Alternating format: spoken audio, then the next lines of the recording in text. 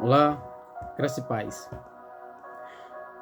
A nossa meditação de hoje é no capítulo 9 do Evangelho de Mateus. Na nossa meditação anterior, eu falei que o capítulo 8 e o capítulo 9 de Mateus registram uma série de milagres, de prodígios que Jesus realizou. Porém, em meio a esses milagres, essas manifestações de cura, curando pessoas enfermas, paralíticos e tantas outras pessoas em situações difíceis que elas se encontravam e que Jesus então curou, mudou a vida delas.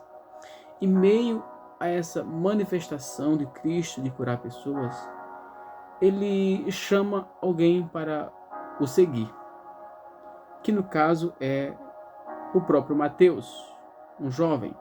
E eu quero compartilhar o verso que se encontra no capítulo 9, no verso 9 de Mateus. Então, o texto diz assim: Partindo Jesus dali, viu um homem chamado Mateus sentado na coletoria e disse-lhe: Segue-me. E ele se levantou e o seguiu. Então, quem é Mateus? Um jovem, um homem que estava ali sentado na coletoria, trabalhava na coleta de impostos, era um funcionário público, era um bem empregado, era um homem, digamos, com a vida bem resolvida, diferente daquelas tantas pessoas que se encontravam em situações de ruína, difícil, pessoas endemoniadas, pessoas com problema de saúde e que já chegou a Cristo para receber cura, para serem curadas. Aqui está um jovem, com a vida, digamos, promissora, um funcionário público bem empregado, trabalhando para o Império Romano. E esse jovem, ele recebe um convite. E o convite é: segue-me. Segue-me. E ele se levantou e o seguiu. Esse jovem Mateus, tendo a sua vida ali, digamos, aparentemente organizada, Mateus, ele, em outros textos, fala que ele era Levi, e que, portanto, ele era um judeu, mas que estava ali trabalhando para o Império Romano, cobrando imposto do seu próprio povo.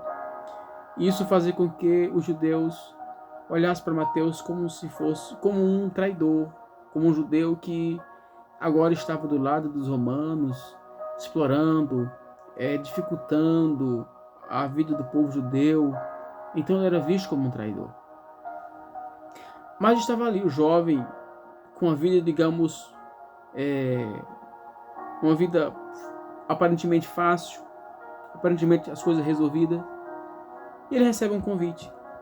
O interessante é que Jesus não promete nada para esse jovem. Jesus não promete um emprego tão bom quanto o que ele tinha. Jesus não promete nada, absolutamente nada para Mateus. Ele deixa tudo ali para seguir a Cristo unicamente pela pessoa de Jesus. Mateus não recebe nem uma proposta, Mateus não recebe nem um tipo de recompensa em seguir a Jesus. O seu bom emprego aqui, que ele deixa, a sua condição de um jovem, digamos, promissor, Jesus não promete para ele recompensar isso, lhe dar algo semelhante. Então esse jovem, ele segue a Jesus unicamente pela pessoa que Jesus é. Ele segue a Cristo unicamente pela pessoa que Jesus é. Não é porque Jesus curou de uma enfermidade, não é porque ele estava endemoniado e Jesus libertou, não é porque ele estava acamado e Jesus levantou ele de uma cama, de um leito. Não foi por nada disso. Ele segue a Cristo pela pessoa de Jesus. Ele quer Cristo. Ele quer o Senhor. E isso é uma situação que o cristão hoje não precisa pensar.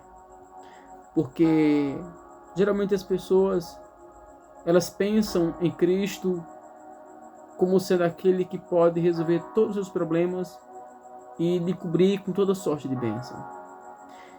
E é verdade que Jesus, ele sim, ele abençoa o seu povo, ele faz milagres, ele abençoa de maneiras extraordinárias.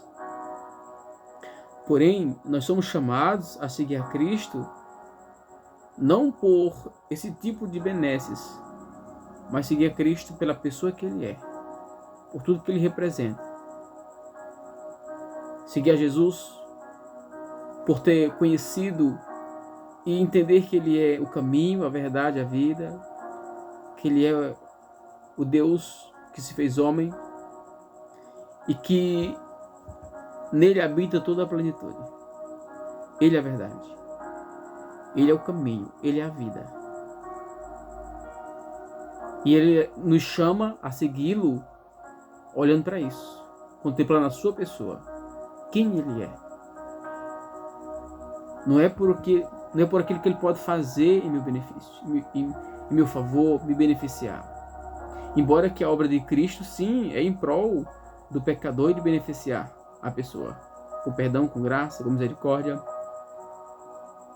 Mas no caso, nós somos chamados a seguir a ele pelo que ele é, pela maior obra que ele realizou na cruz do Calvário para salvar pecadores e fazer discípulos, ser discípulos dele, seguindo a ele, amando a ele, se conformando a ele, querendo ser parecido com ele. Isso deve arder no coração do cristão. Eu quero ser semelhante a Cristo. Que essa palavra ajude você a compreender melhor quem é Jesus e como é que ele nos chama para seguir. Que não haja, ou se porventura você tem pensado diferente, que você possa procurar conhecer melhor a Cristo e a sua palavra, para que a sua fé seja uma fé realmente alinhada à pessoa de Cristo, ao Evangelho do Senhor Jesus. Que Deus te abençoe, tenha um ótimo dia, leia esse capítulo inteiro, medite na palavra do Senhor, cresça em conhecimento, cresça em graça, para que a sua vida possa florescer naquilo que Deus tem para cada um de nós. Deus abençoe, fique em paz.